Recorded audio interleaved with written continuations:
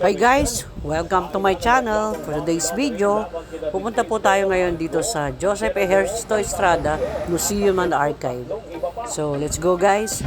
Meron po kaming entrance na 300. So ito po yung sasakyan namin para po mag-tour dito. So after po na magsiswimming po kami. So let's go guys! Ikutin po natin itong lugar na to para makita natin po yung lugar kung saan po na house arrest po ang dating President Joseph Estrada.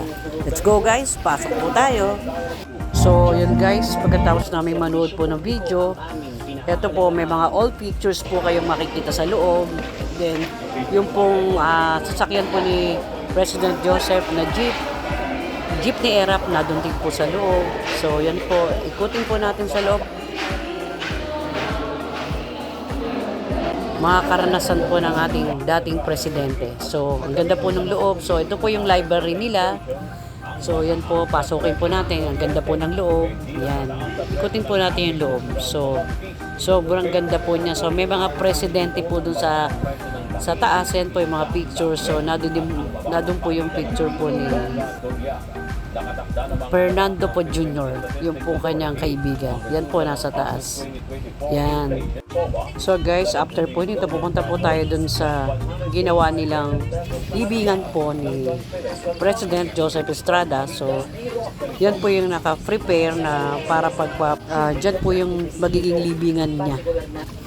So, yan guys po, pagkatapos po namin dito na libutin to, pupunta naman po tayo dun sa tiniran po ni President Erap noong mga time na na house arrest siya. So, sasakay na naman po ulit kami dito sa pinaka-shuttle. So, sobrang layo po nito. So, kaya po, meron po mga sasakyan na ganito para paglibot nyo. So, hindi na po kayo maglalakad. So, talaga pong tinuturo po yung mga turista dito na pumupunta. So, talaga pong ma-enjoy kayo na makita nyo po yung mga palibot dito na napakaganda po ng area. Na malilibang po talaga kayo. So, yan po. Papasok na po kami. Yan po sa labas. May fish pen. Ayan. May mga isda dyan sa labas. Ayan. Ganda.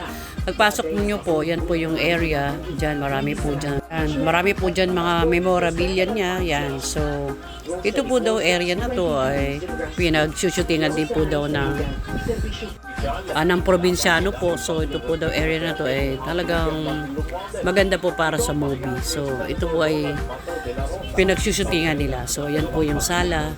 Yan, ang ganda po ng mga decoration. So, dito po siya tumira. So, ito po yung area na to. Sa likod po nito, may swimming pool din po. So, yan.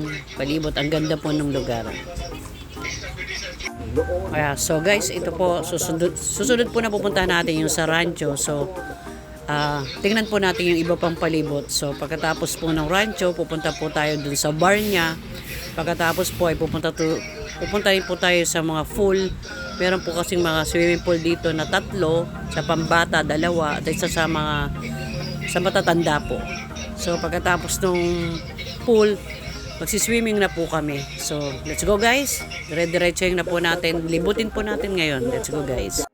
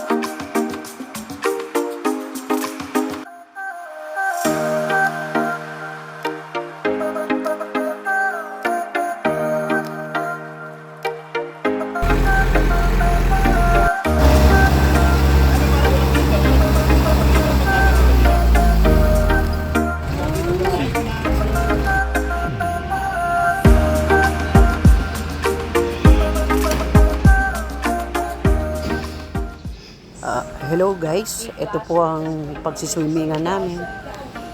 Isang malaki pong pool yan po. Merong nakalagay na JEE Joseph Ejercito Estrada.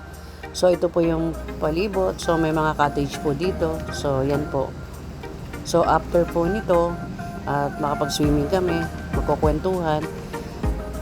Dito po kami magpapahinga, and then after namin ma-enjoy dito at makatapos ng pagsiswimming, yung pong dala namin sasakyan, so bababa na po yung service namin.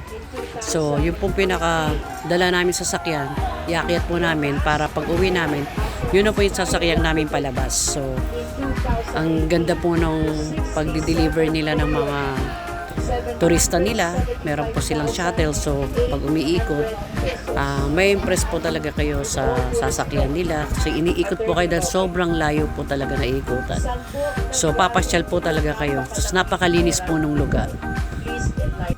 So thanks for watching guys. Punta po kayo, maganda po rito. So open na po to sa public. Dati po kasi ito hindi open. So maganda po talaga pumunta rito, may enjoy kayo, mare-relax. Thanks for watching guys.